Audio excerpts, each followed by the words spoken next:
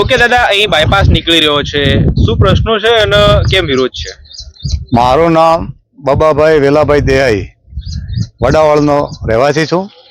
અને આ જે નેશનલ હાઈવે છે નજીક 1 કિલોમીટર, અને અહીંયા ટ્રાફિક નથી, બરાબર. તો આ અમારી જમીન ટૂંકી જમીન 2 ભાગ પડે, 1 વીઘો ઓમ રહી જાય, 2 વીઘા ઓમ રહી જાય, એવી રીતે અમારા ભાગલા પડે. અમારા રસ્તા નથી પછી નીકળવાના, પછી આવી તકલીફો ખેડૂતોને દબાવીને કરવાની. સરકારને જગ્યા પુલ પડ્યો એમને એમ બ્રિજ, જે ડીસા બ્રિજ ઉપર કોઈ ટ્રાફિક નથી, તો આ કરવાનું એને કારણ શું? આ ખેડૂતોને, ગરીબ ખેડૂતોને ગળે ટૂંપો માર્યો છે, તો આ ખેડૂત ત્રાસી ગયા છે. સૌથી પહેલા હું મારું નામ બોલું છું. મારું નામ સૈની અમિત લક્ષ્મણભાઈ છે, વડાવળનો રહેવાસી છું. અમારો એક જ વિરોધ છે કે આ હાઈવે બાયપાસ બનવું જોઈએ નહીં. ઓલરેડી આ નેશનલ હાઈવે 27 છે જ, તો એને બ્રોડ કરો, મોટું કરો, 6 વે કરો, 8 વે કરો. એટલી બધી કોઈ જરૂરિયાત નથી કે આપણે બાયપાસ કરીએ. એટલું બધું જ ટ્રાફિક હોત તો ડીસાનો એલિવેટર શા માટે ખાલી પડ્યું હોત? દર 15 મિનિટે ત્યાં ડીસાના એલિવેટર ઉપર એક ગાડી નીકળી રહી છે. એટલું બધું ટ્રાફિક નથી કે આ મોંઘા ભાવની જમીનો વ્યર્થ કરવામાં આવે છે, બરોબર. એનો અમે સંપૂર્ણ રીતે વિરોધ કરીએ છીએ. આ ડીસાના અંદર, વડાવળ ગામના અંદર એટલા કોઈ મોટા ખેડૂત નથી.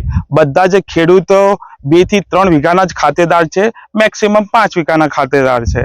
અહીંયા બધા જ લોકો ખેતી ઉપર નિર્ભર છે, પ્લસ પશુપાલન ઉપર નિર્ભર છે. એ લોકો એટલા બધા સક્ષમ નથી કે એ લોકો ખેતી કે પશુપાલન સિવાય એ બીજો કોઈ ઉદ્યોગ કરી શકે, બરોબર. અને તમે જોઈ શકો છો, રનિંગ ચાલુ વર્ષના અંતર્ગત તમે બટાકાના અંદર બહુ એમની હાલત બહુ ખરાબ છે. એમને 2 ટાઈમના ખાવાના જ પૂરું પડી રહ્યું છે. એમના પાસે કોઈ એક્સ્ટ્રા એમના કમાવા માટે ઇન્કમ સોર્સ નથી.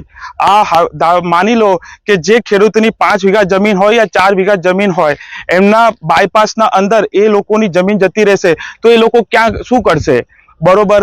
એ લોકો, સરકાર દેખો આપતી કમ્પન્સેશન આપતી નથી.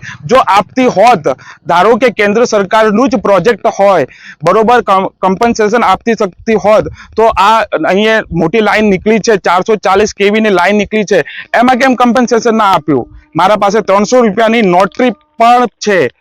એટલે અમે સંપૂર્ણ રીતે અમારા પૂરા ખેડૂત બધા અમે વિરોધ કરી રહ્યા છીએ. અને કાલે અમે મોટા પાયે રેલીનું આયોજન કરેલું છે, મીટિંગનું આયોજન કરેલું છે.